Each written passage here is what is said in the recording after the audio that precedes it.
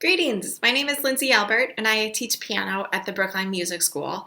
And today I'm here to talk just a little bit about how you might play around with your home setup at the piano or the keyboard to ensure that you are seated at the right height, the right distance from your instrument, to give you a good posture and to give you a great practice environment. Okay, so this is my home setup. I'm fortunate enough to have an adjustable bench and an acoustic piano.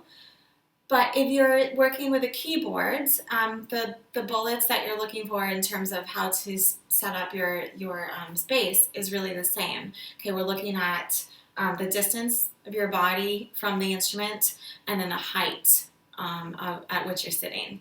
And if you have a keyboard, hopefully it's self-standing, but if it's on a tabletop or something, then you can play around with adjusting your seat more than you might normally need to accommodate any strange table heights, if that makes sense.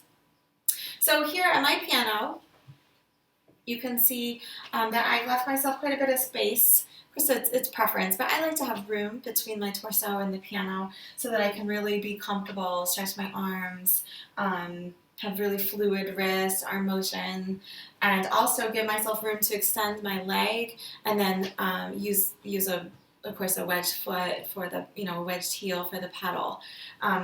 So it's not pure science, but I often suggest straightening your arms and just kind of seeing how much distance you have between your body and the fall board.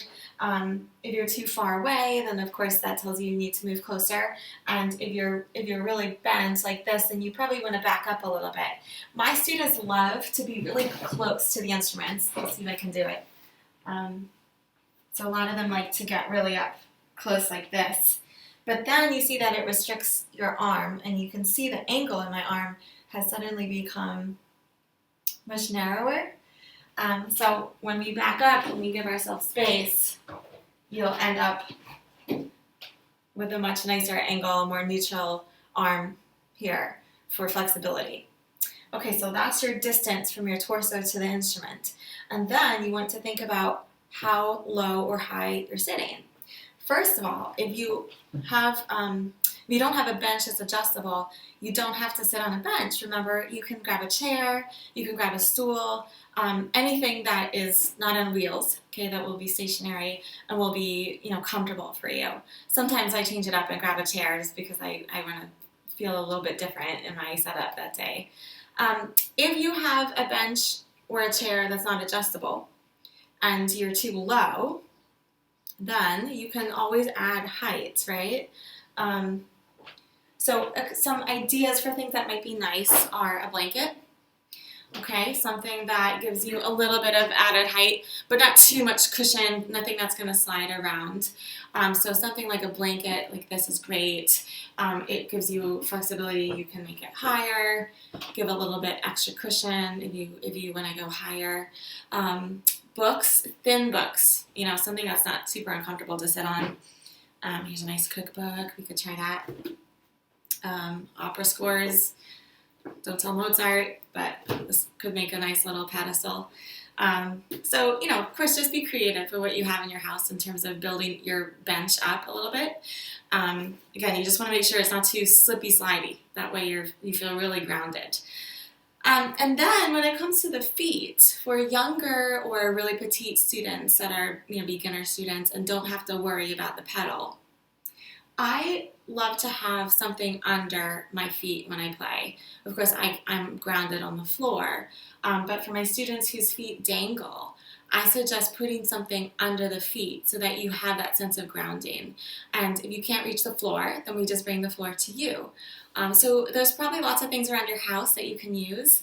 I have lots of puzzles these days in the days of quarantine. So puzzle boxes work well. You can just slide it right under here. Granted, probably our students are younger if we're putting boxes on the floor, which means that their feet are smaller. So they take up a little bit less real estate space. Another great option would be a box, right? A shoe box, something sturdy. If you have yoga blocks, if your mom does yoga or anyone in your house does yoga, these are great because they give you a lot of flexibility and they're sturdy. Okay, so you could put them like so to give a little bit of extra space. Or you could build them up if it's a really young student. I have a 4-year-old daughter, and for her, I don't know if you can see, but for her, this setup works really nicely, okay? So she likes to have her feet on these blocks, and then I would I'd raise the bench up a little bit. And like this, she's really comfortable. So again, just be super creative. There's lots of things in your house that you can play around with, and the important thing is that you're comfortable, and your teacher can help guide you with your setup.